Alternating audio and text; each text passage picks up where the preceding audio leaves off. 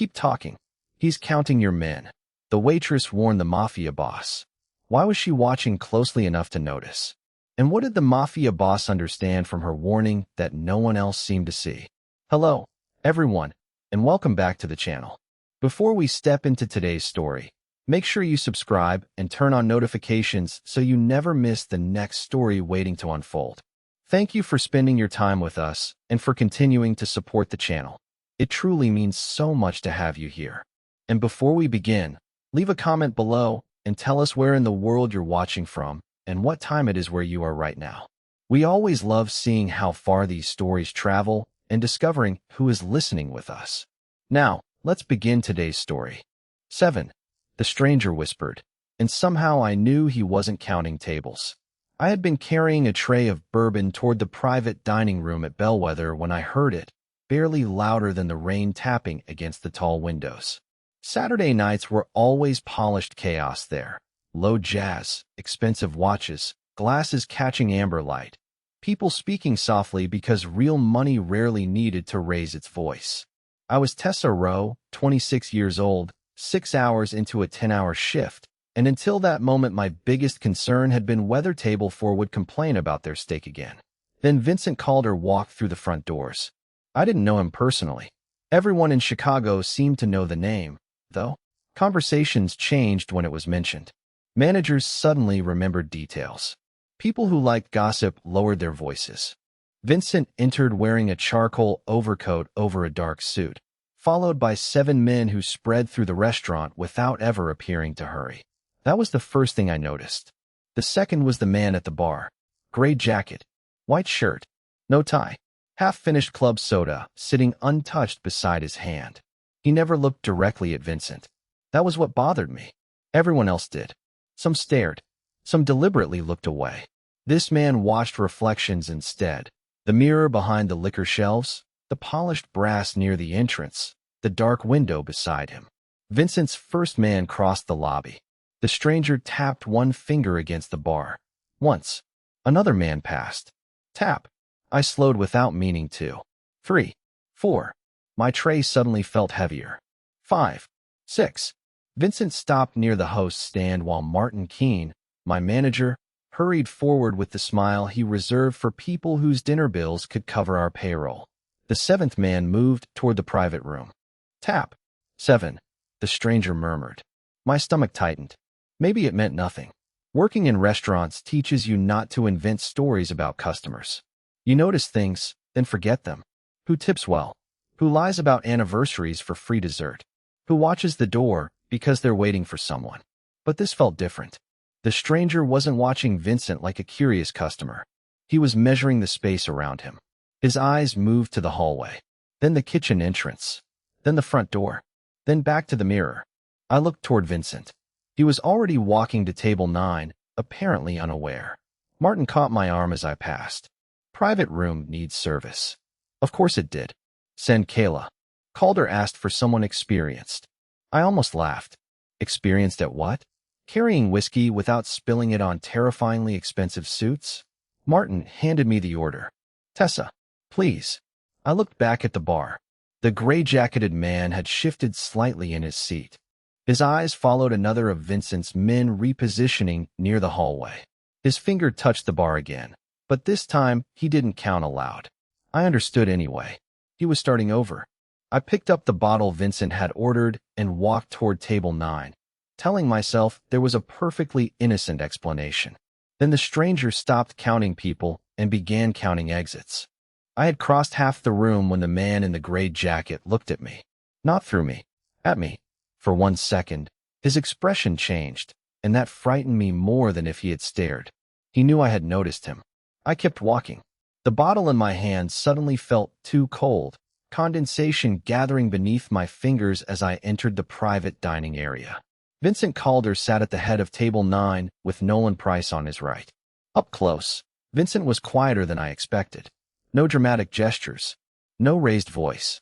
He simply listened while Nolan spoke about something involving property contracts downtown, occasionally turning his whiskey glass between 2 fingers. Around them, the 7 men I had counted remained positioned throughout the room and hallway. I set down the bottle. Your bourbon, sir. Vincent glanced at me. Thank you. His voice was calm, almost ordinary. That somehow made this harder. I reached for his glass while pretending to check the place setting. In the reflection of the window behind him, I could still see the bar. Gray Jacket was watching the hallway now. I poured slowly. Keep talking, I whispered. Nolan stopped mid-sentence. Vincent did not. The zoning board meets Tuesday, he said smoothly, still looking at Nolan. I swallowed. He is counting your men. Nothing happened. No startled movement. No glance over my shoulder. Vincent simply lifted his glass. Which one? He asked so quietly I almost missed it. Gray Jacket. At the bar. Do not look. Nolan started to turn. Vincent tapped one finger against the table. Nolan immediately reached for his water instead. My pulse jumped. What is he doing? Vincent asked. I adjusted the bottle as if checking the label. Watching reflections. Your people. The exits. How many? 7. His eyes finally met mine. They were steady, unreadable. You are sure? I wanted to say no. I wanted to laugh and tell him I was an exhausted waitress inventing danger because I had consumed too much coffee. Then I saw Gray Jacket raise his hand toward the bartender. 2 fingers. Not ordering. Measuring. His gaze shifted toward the kitchen corridor. Yes. Vincent took a slow sip. Nolan, continue. Nolan resumed talking about permits as if nothing had happened. Vincent asked me whether he wanted another bottle, and I understood the performance. We were pretending. All 3 of us. I will check, I said. As I stepped away, Vincent casually adjusted his cuff. One of his men near the hallway moved. Another near the entrance checked his phone and changed position. No words. No panic. Just pieces sliding across a board I had not realized existed. I returned toward the service station, forcing myself not to hurry. Gray Jacket was gone. His club soda remained on the bar. The chair turned slightly away from the counter. I searched the room. Nothing. Then Nolan appeared beside me. Where did he go? I do not know.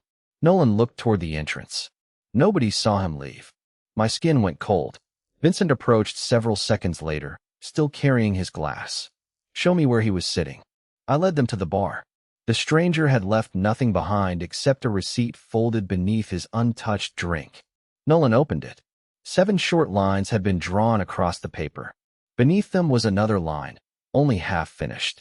Vincent studied it without speaking. Then he looked at me. 7 men, he said, and an 8th mark. I stared at the paper, remembering exactly where the stranger had been looking before his eyes found mine. My mouth went dry. That one was not for another guard. Vincent's expression hardened by a fraction. Then who? I looked directly at him. You. Nobody disappears from Bellwether without leaving a shadow, Nolan said. But the security footage was beginning to prove him wrong. 10 minutes after the stranger vanished, I stood inside Martin Keene's cramped office behind the kitchen, surrounded by 3 monitors, a humming refrigerator, and men who looked deeply uncomfortable with the idea that a waitress had noticed something they had missed. Vincent stood behind my chair. Nolan controlled the recordings. Martin hovered near the door, pale and confused. There, I said. Nolan paused the video. Gray Jacket sat at the bar exactly where I remembered him, one hand beside his untouched club soda. Go back 30 seconds. Nolan did. We watched Vincent enter with his 7 men. The stranger barely moved. Tap, tap, tap. Even without sound, I could see his finger touching the counter. He never looked directly at us, Nolan said. That was the point, I replied. Vincent said nothing. Nolan advanced the footage. The stranger shifted whenever one of Vincent's men changed position. His eyes moved toward mirrors, windows, polished surfaces. Then came the moment I had warned Vincent. I appeared on screen carrying the bourbon. Gray Jacket looked at me. His posture changed. Stop. Vincent leaned closer. What happened there? He realized I noticed him. How? I watched myself cross the room again. I looked at his hand. Nolan turned toward me. That is all. People notice when you notice them. Martin gave a nervous laugh. Nobody joined him. Nolan switched cameras. Front entrance. No sign of Gray Jacket leaving. Side entrance. Nothing. Kitchen exit. Nothing. He had to go somewhere, Martin said. Check the employee hallway, I told him. Martin frowned. Customers cannot access that corridor. Then check it. Vincent's gaze moved from me to Martin. Check it. Nolan pulled up another feed. At 9:43, Gray Jacket appeared beside the linen storage room. He walked through the employee hallway with the confidence of someone who already knew where it led. Martin stared at the screen. That is impossible. Why? Vincent asked. That door requires a staff code. Silence settled over the office. I could hear dishes clattering beyond the wall, servers calling orders, the ordinary machinery of a restaurant continuing while something underneath it had shifted. Nolan rewound the footage. Gray Jacket never stopped at the keypad. The door opened before he reached it. Someone on the other side had let him through. Vincent finally looked at Martin. How many employees know that code? Everyone working tonight. How many knew Mr. Calder would be here? Nolan asked. Martin swallowed. Management. Kitchen leads. Assigned servers. His eyes moved toward me, including Tessa. Nolan studied me. I felt heat rise into my face. I found out 5 minutes before he arrived. I know, Vincent said. The certainty in his voice surprised me. Nolan looked at him. Vincent remained focused on the monitor. If she were helping him, she would not have warned me. It was simple. No accusation. No performance. Somehow that quiet trust unsettled me more than suspicion would have. Play it again, I said. Nolan restarted the hallway footage. Gray Jacket appeared. Door opened. He disappeared through it. I watched twice. 3 times. Something bothered me. Wait. Nolan paused. What? I pointed toward the bottom corner of the screen. His shoes. Martin blinked. What about them? They are dry. Vincent looked at me. It has been raining for hours. Anyone coming through the front entrance would have wet shoes, even with valet service. Nolan slowly leaned back. I continued, the thought becoming clearer as I spoke. He did not enter through the front. Vincent's expression changed. Then how did he get inside? I looked toward the employee corridor beyond the office wall. Maybe we are asking the wrong question. What is the right one? I met his eyes. Who brought him in? Someone inside this restaurant wanted him close enough to count, I said, and the silence that followed felt heavier than the storm outside. Martin immediately shook his head. That is impossible. I know my staff. Vincent turned toward him. Knowing someone is not the same as knowing what they will do when they are afraid. Martin stopped talking. Nolan began pulling employee records while I watched the frozen image on the monitor. Gray Jacket stood halfway through the service corridor, one shoulder angled toward the camera. Something about him still bothered me. Not his face. His posture. Can you zoom in? I asked. Nolan enlarged the image. More. The picture blurred slightly, but I could see the stranger's left hand near his jacket pocket. What are you looking for? Vincent asked. I do not know yet. That was the truth. I had spent 8 years waiting tables, starting when I was 18 at a breakfast place where coffee cost $2 and customers complained if their eggs arrived 30 seconds late. People thought serving was carrying plates. It was not. It was remembering 12 things while watching 20. It was noticing who needed a refill before they asked, which couple was arguing quietly, which customer wanted privacy, which child was about to knock over a glass. You learned to read a room because your paycheck depended on it. Vincent apparently read something in my expression. You have done this before. Watched customers? Every night. No. Watched danger. I looked at him. Danger usually looks like everyone else until it decides not to. Nolan glanced up from the computer. You sound trained. I almost smiled. I am trained. By Saturday night dinner service. For the first time, something changed in Vincent's face. Not quite amusement. Close. Then I saw it. His wrist. Nolan enlarged the frame again. A narrow blue band showed beneath Gray Jacket's sleeve. That is not jewelry, I said. Martin leaned toward the screen. It is a staff access band. Bellwether used color-coded bands during large private events. Blue meant temporary vendor access. Florists. Musicians. Delivery crews. Vincent looked at Martin. Who had blue access tonight? Martin moved to another computer. His fingers trembled over the keyboard. 4 vendors. Wine delivery, floral company, piano technician, linen service. Nolan asked, which entrance? Loading dock.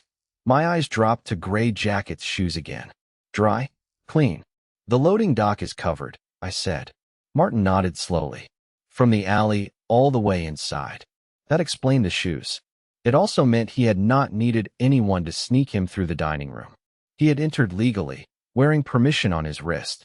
Nolan pulled up the loading dock footage. At 7:12, a white service van arrived.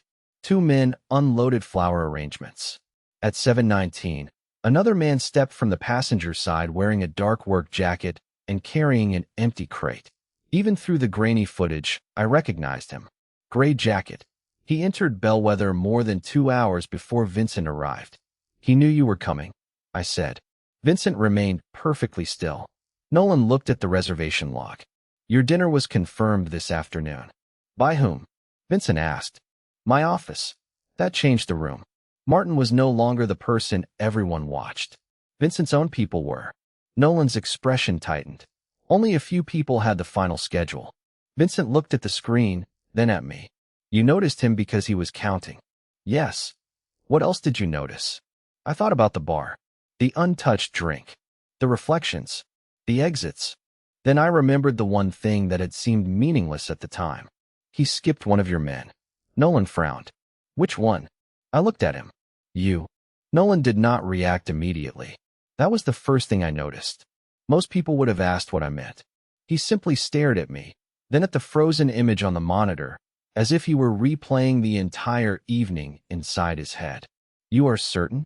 Vincent asked. I counted because he counted. I said. Every time one of your men moved into view, his finger touched the bar.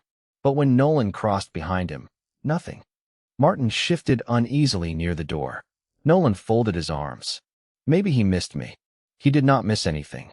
My answer came too quickly, but I believed it.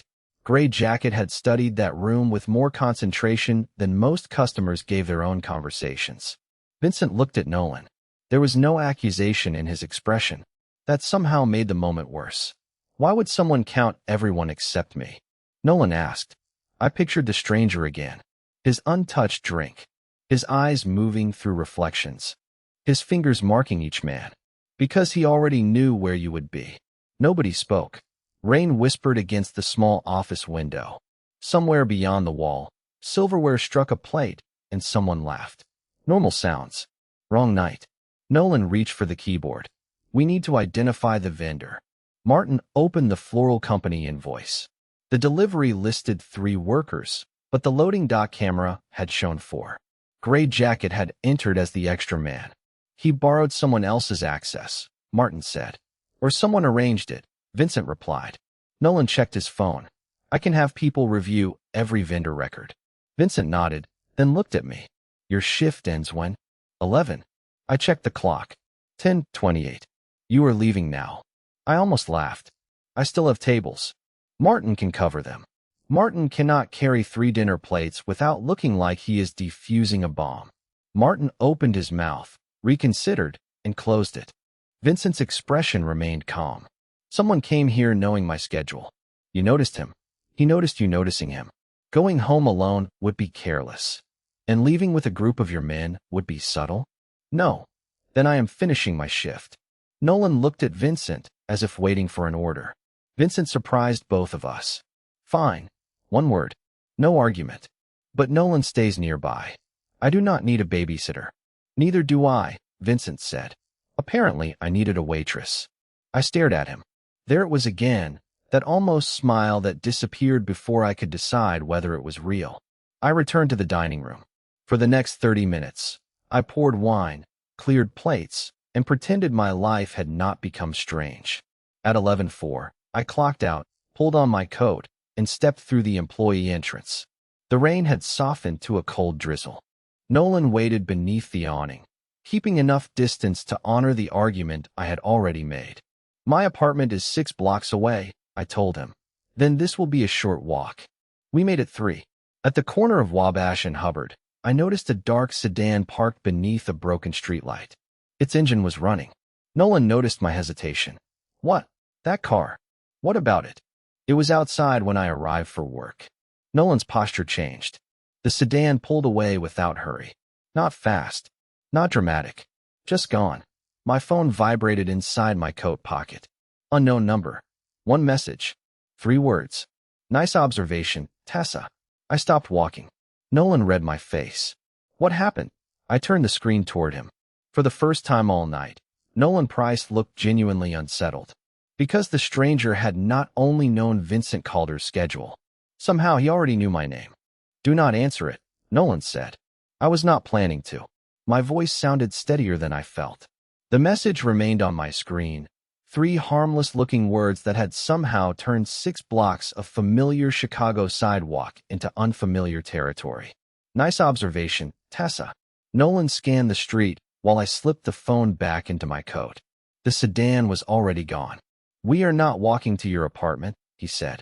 My apartment is 3 blocks away. Exactly. That makes no sense. It makes perfect sense if someone already knows your name.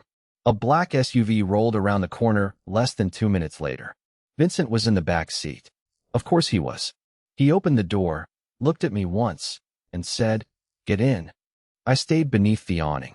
That sounded suspiciously like an order. It was a request delivered efficiently. You need practice. Nolan made a sound that might have been a cough hiding a laugh. Vincent looked at him. Nolan immediately became interested in the rain. I showed Vincent the message. Whatever trace of humor had been in his face disappeared. Your apartment is not safe tonight. You do not know that. Neither do you. I hated that he was right. 20 minutes later, the city was sliding past tinted windows while I sat across from a man I had warned less than 2 hours earlier. Vincent did not question me. He did not demand my phone. He simply asked, "Is there anyone at home waiting for you?" "No." "Anyone who needs to know where you are?" "No." Something in his expression softened, but only for a second. The SUV entered an underground garage beneath a glass tower near the river. Upstairs, Vincent's penthouse looked exactly like I expected and nothing like I expected. Expensive, yes. Quiet, more than anything. Dark wood. Pale stone. Floor-to-ceiling windows overlooking Chicago. No photographs. No clutter. No evidence that anyone actually lived there. 2 men stood outside the elevator. Another waited near the hallway. "How many?" Vincent asked. I turned toward him. "What? You have been counting since we arrived." I had. I had not realized it. 3. 4. One is downstairs. That is excessive. Tonight suggests otherwise. Nolan handed me a new phone. Use this until we understand how they got your number. I did not take it. Where is mine? Being checked. You took my phone? Temporarily, Vincent said, without asking. For your protection.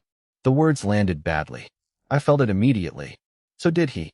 I folded my arms. No, Vincent's eyes narrowed slightly. No. You do not get to decide that everything becomes acceptable because you call it protection. My phone. My job. Where I sleep. Those decisions are still mine. Nolan became very quiet. Vincent was probably accustomed to rooms rearranging themselves around his preferences. I was accustomed to customers believing a 20% tip purchased obedience. Neither habit impressed the other. Someone has information about you, Vincent said. Then tell me what you know. We are still determining that. Good. Determine it. But do not turn me into another item on your security list. He studied me for several long seconds. What are you asking for? A choice. The rain traced silver lines down the windows behind him. An information. If something concerns me, I hear it. If you want me somewhere, you ask. If I say no, you explain why instead of surrounding me with men in suits. Nolan looked toward the ceiling. Vincent almost smiled again. Anything else? Yes. I want my phone back. He held out his hand. Nolan reluctantly placed it there. Vincent gave it directly to me. Agreed. I took it, surprised. That easily? You warned me when walking away would have been easier. I can return the courtesy. My phone vibrated before I could answer. Another unknown message appeared. This one contained no words. Just a photograph of Bellwether's employee schedule. My name was circled in blue. Beneath it, someone had written a time. Tomorrow. 6:30. Tomorrow at 6:30, Vincent said, reading the time beneath my circled name. That is when your shift starts. Exactly. I stared at the photograph until the letters seemed to blur. Bellwether printed the weekly schedule every Sunday and pinned one copy inside the employee break room. Customers never saw it. Vendors never saw it. Even most managers used the digital version. Someone had photographed the copy behind a door marked staff only. Nolan took out his phone. Martin needs to lock down the restaurant. No, I said. Both men looked at me.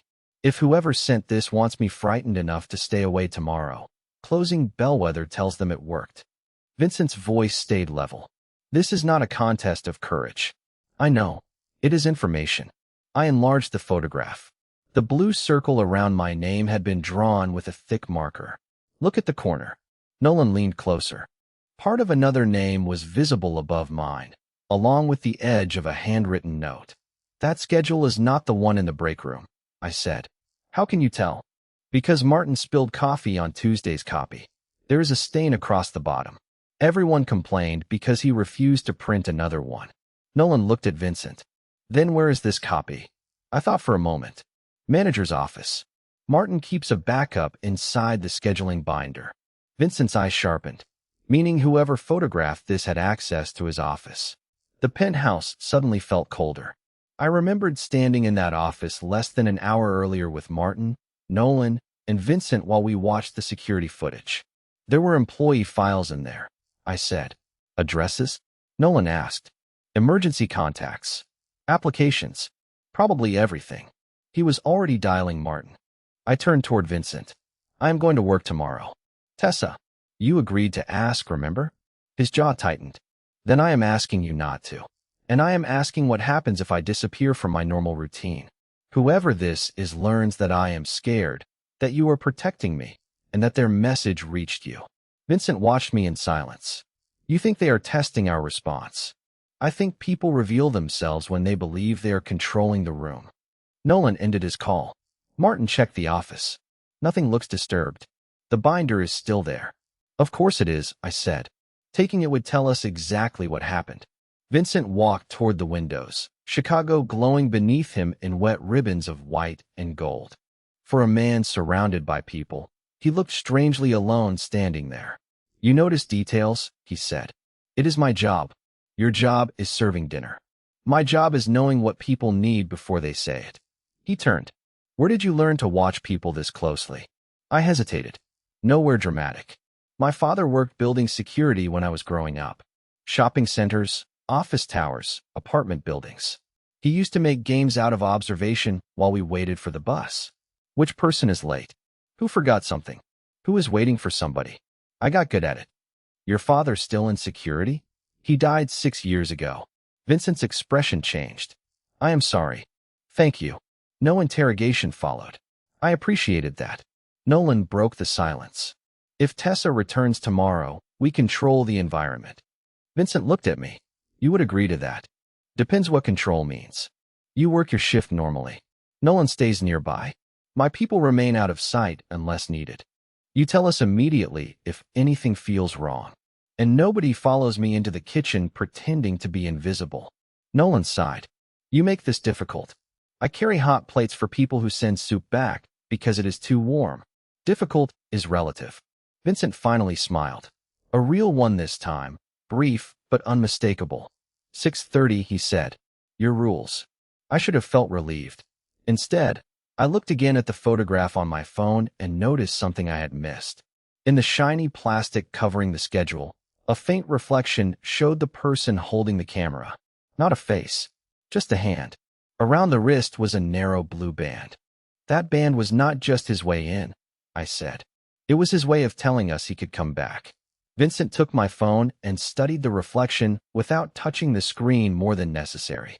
Nolan stood beside him, his face tightening as he recognized the blue strip around the stranger's wrist. Vendor access, he said, which means tomorrow we check every temporary credential before anyone enters Bellwether. No, I said.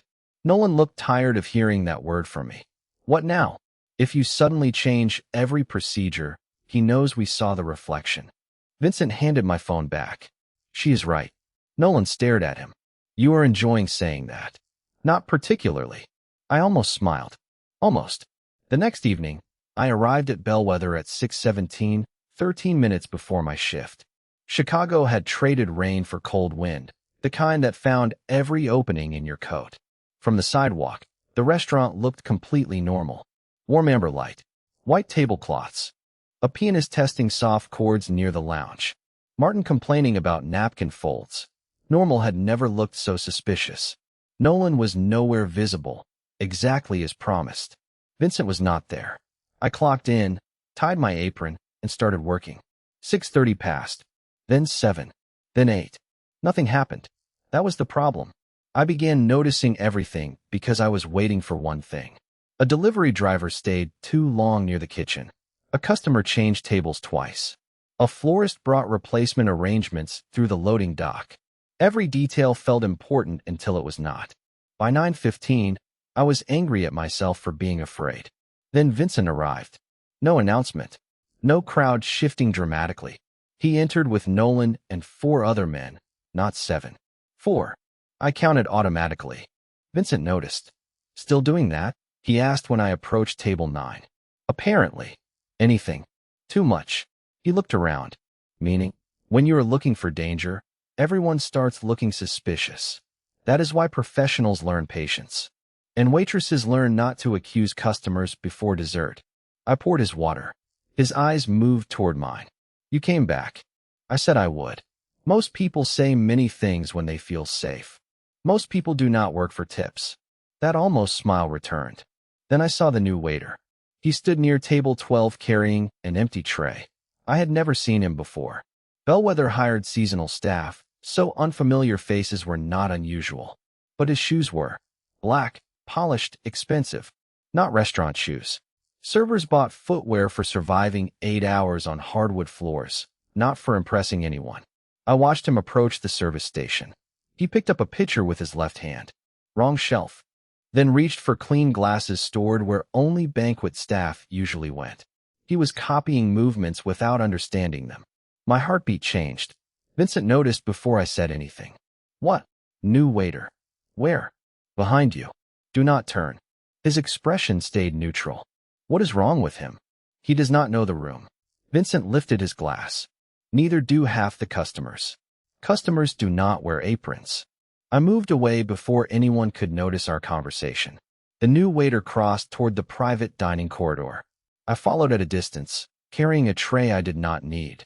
He stopped near the service door and checked his phone. Not suspicious by itself.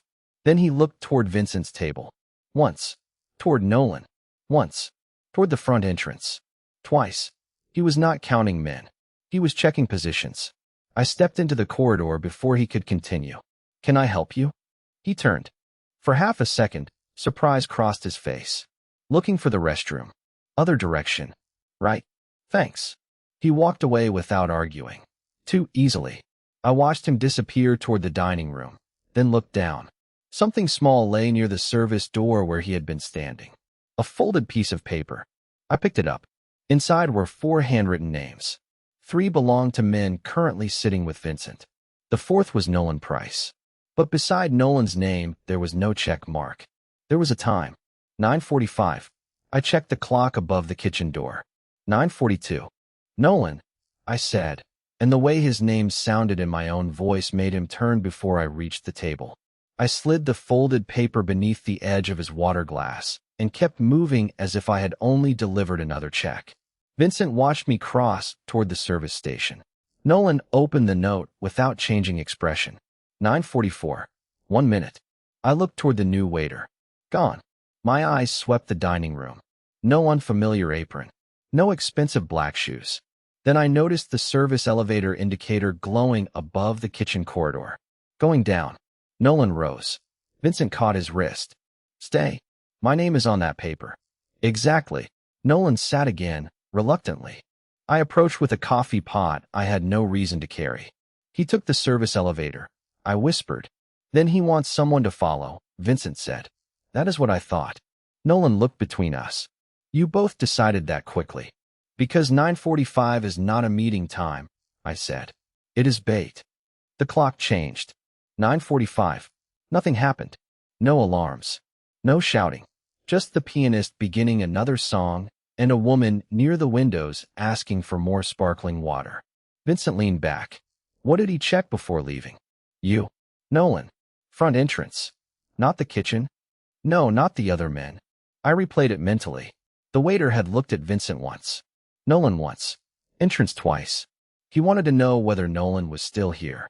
Vincent nodded. And whether anyone entered through the front. Nolan frowned. Why? That was when something clicked.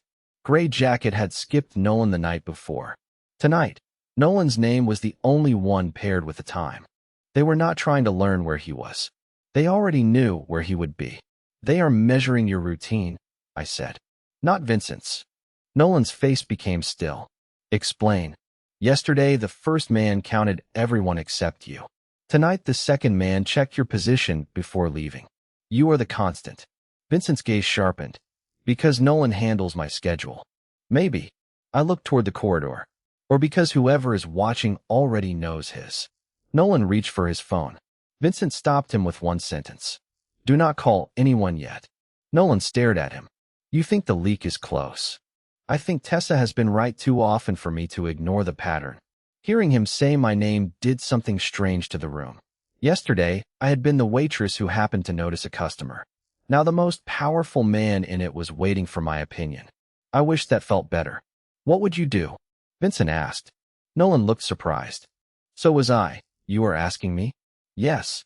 I glanced around Bellwether. People laughing. Plates arriving. Candles burning low. 100 small routines. Predictable routines.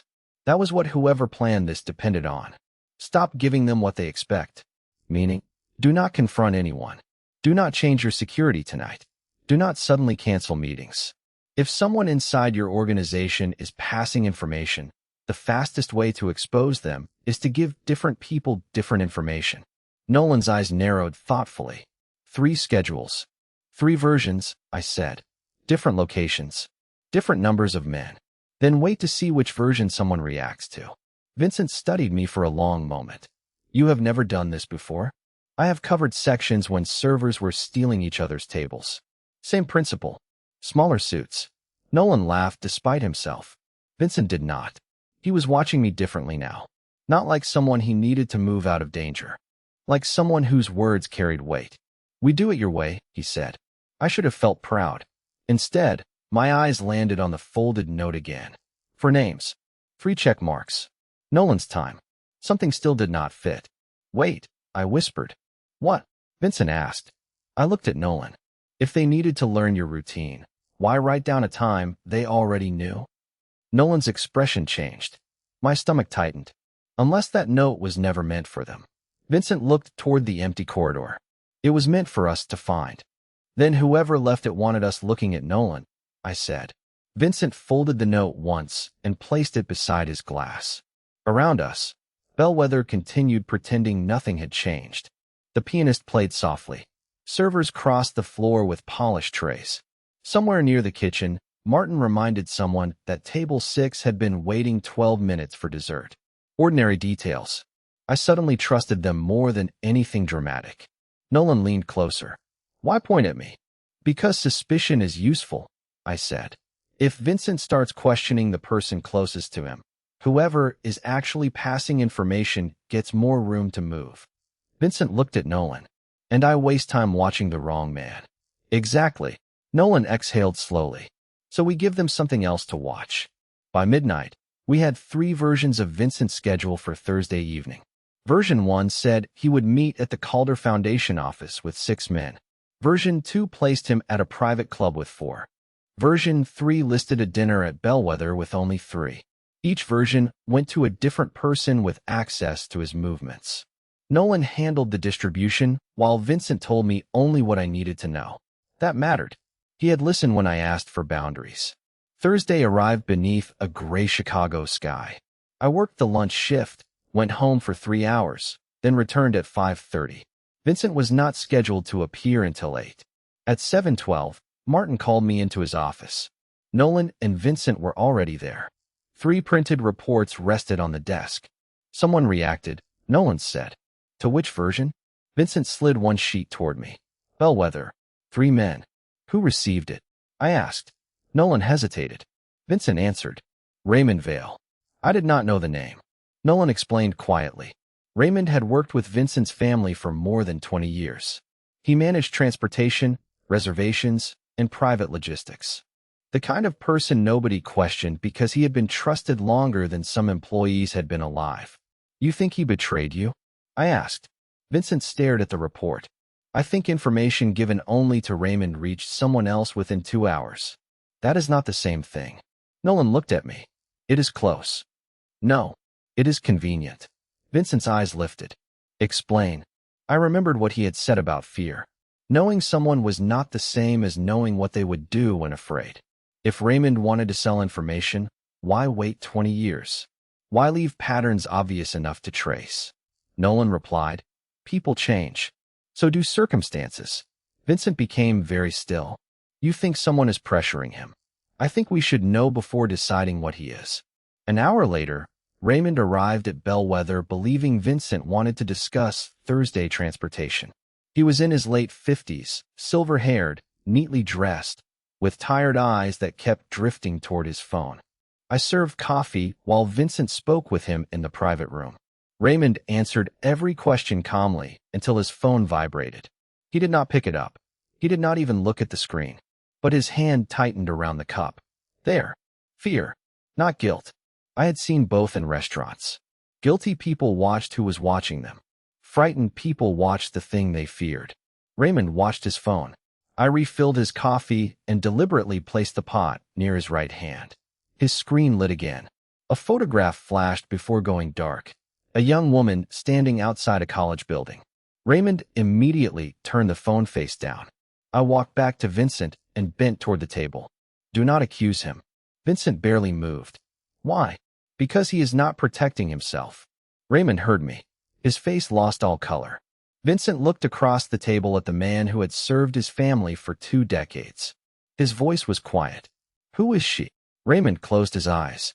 When he opened them again, whatever he had been carrying alone finally showed. My daughter. Her name is Claire, Raymond said. And for the first time since I had met him, Vincent Calder looked less like a man deciding what to do with a betrayal and more like a man realizing there might never have been one. Raymond kept both hands around his coffee cup. She is 21. Senior year at Northwestern.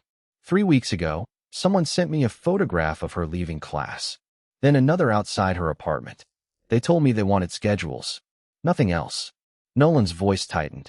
And you gave them Vincent's movements. Raymond looked at him. I gave them enough to keep them satisfied while I tried to figure out who they were. You should have come to me, Vincent said. Raymond laughed once, without humor. And gamble with my daughter? Vincent's jaw tightened. I saw the answer forming before he spoke. You gambled with everyone else instead. Raymond lowered his eyes. The room changed. Anger had entered it quietly, and quiet anger was the kind that frightened me most. Vincent stood. Raymond did not move. 20 years, Vincent said. 20 years, and you decided I could not protect one person? That is not what I decided. Then what? I decided I could not risk being wrong. Vincent turned away. I remembered my first night in his penthouse. Protection is not ownership. Fear made people accept cages because cages looked safer than uncertainty. Raymond had built his own cage one schedule at a time. Vincent, he looked at me. I had never used his first name so naturally before. He was afraid. Fear does not erase consequences. No, but it explains choices. Nolan stayed silent. Raymond stared at me as if he could not understand why a waitress was speaking in this room at all. Some days, neither could I. If you punish him for being afraid, I continued, then whoever did this gets exactly what they wanted. Your people stop trusting you with the truth. Next time someone is threatened, they hide it better. Vincent's expression gave me nothing. What would you suggest? There it was again. Not an order. A question. Protect Claire. Quietly. Then let Raymond keep giving them information. Raymond looked up sharply. Nolan understood first. Turn the leak around. I nodded. They believe they control him. Let them keep believing it. Vincent returned to his chair. What do they want next? Raymond swallowed. Tomorrow night. Private dinner. They asked how many men would be with you. What did you say? 3. Like the schedule. Nolan leaned forward. Location. Bellwether. The name settled over the table like a weight. Back to where everything started. Vincent looked at me immediately. You will not be working tomorrow. You are asking? I am. Then my answer is that disappearing would tell them we know. His eyes narrowed. This is different. Why? Because now we know the meeting is deliberate, which means we can prepare. Nolan rubbed a hand over his face. I miss when she was just bringing bourbon. So do I said. Raymond almost smiled. Vincent did not. 3 men, I continued. Give them exactly what they expect to see. And what do you expect to see? He asked. I thought about Gray Jacket, the fake waiter, the check marks, the way every clue had pushed us toward counting bodies instead of intentions. Someone watching to make sure the room matches the information Raymond gave them. Vincent considered that. And then we stopped watching the people who were present. Nolan frowned. What does that mean? I looked at him. The answer had been sitting in front of us since the first night. We ask who is supposed to be there, but is missing. Raymond's phone vibrated again. Everyone looked at it. He slowly turned the screen over. A new message waited. No photograph this time. Just 6 words. Tomorrow, 8 o'clock. Only 3 men. Vincent read it once, then looked at me. All right, Tessa. His voice was calm again. Tomorrow we let them count. 3 men, I whispered as Vincent entered Bellwether the next evening. Exactly 3 followed him through the front doors. Nolan was not one of them. That mattered. Everything tonight mattered. 8 o'clock arrived beneath soft piano music and the glow of amber lamps. Almost identical to the night this began. I wore the same black uniform. Vincent sat at table 9. Martin worked the dining room as though nothing unusual was happening. Raymond was somewhere else entirely, staying close to Claire while Vincent's people quietly made sure she was safe. Nobody inside Bellwether knew that except us. I carried Vincent's water to the table. Anything? He asked without looking at me. Not yet. You sound disappointed. I am a waitress. Waiting is literally in the job description. His mouth almost curved. Then the front door opened. Gray Jacket walked in. Same man. Same controlled pace. Different clothes. Navy coat this time. He took a seat near the bar and ordered club soda. My heartbeat accelerated, but I kept walking. He began observing the room. 1 man near Vincent. Another beside the private corridor. 3rd near the entrance. His finger touched the bar 3 times. Then stopped. Exactly what Raymond had promised. I approached Vincent with the coffee pot. He is here. I know. He counted 3. Good. I glanced toward the bar through the reflection in the window. Gray Jacket was no longer watching Vincent. He was watching the entrance. Again and again. He is waiting. Vincent lowered his cup. For what? That is what bothers me. Minutes passed. 8:12. 8:17. Gray Jacket checked his watch twice. At 8:20, he received a message. His shoulders relaxed. That tiny change told me more than his face ever could. Whatever he had been waiting for had happened. But nobody had entered. I scanned the restaurant. Every table. Every doorway. Every employee. Then I understood. He is not waiting for someone to arrive. Vincent looked at me. What? He was waiting for confirmation that someone was somewhere else. My mind raced through the names.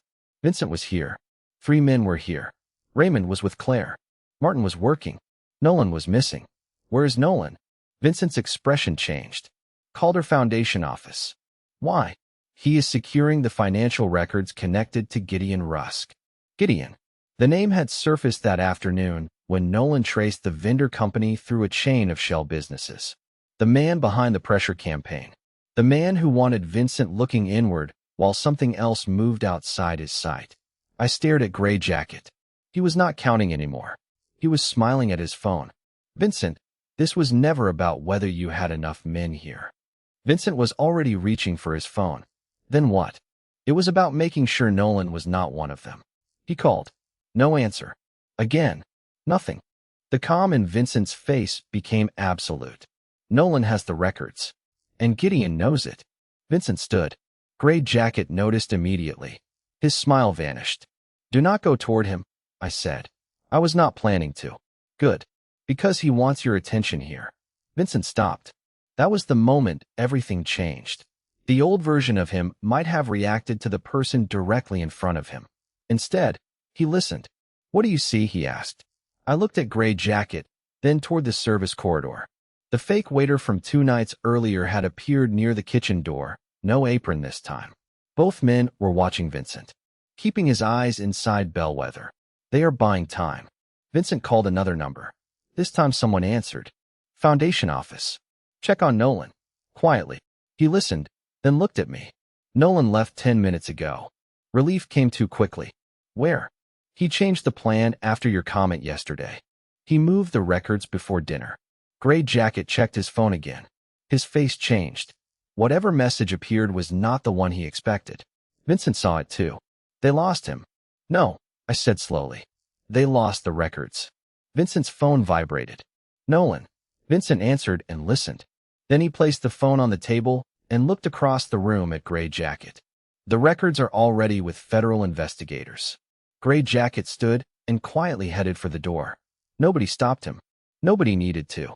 Gideon's leverage was disappearing without a scene, without chaos, without giving him the reaction he had spent days trying to provoke. Vincent remained beside me, watching the empty chair at the bar. You told me anger was what he wanted. It usually is when someone keeps giving you reasons to feel it. He looked at me. You saved me from making several expensive mistakes. I served you water and asked questions. Exactly.